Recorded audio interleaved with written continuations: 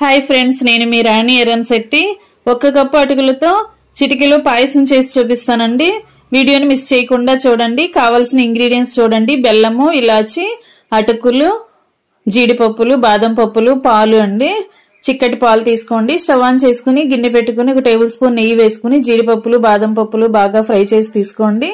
అదే గిన్నెలో అటుకులు కూడా బాగా ఫ్రై చేసుకుని క్రిస్పీగా అయిన తర్వాత కప్పు పాలు, కప్పు నీళ్లు పోసుకుని సాఫ్ట్ గా అయ్యేంత వరకు ఉడికించుకోండి. ఉడుకుతున్నప్పుడు ఒకసారి చూసుకున్నట్లయితే మెత్తగా సాఫ్ట్ గా ఉడకాలండి. ఉడికిన తర్వాత గిన్నె పక్కన పెట్టేసుకోండి. వేరొక గిన్నెలో అరకప్పు బెల్లము, 1 టేబుల్ స్పూన్ యాలకుల పొడి కూడా తీసుకుని బాగా కరిగించుకున్న తర్వాత ఉడికిన పాయసంలోకి బెల్లం సిరప్ని వడకట్టుకోండి.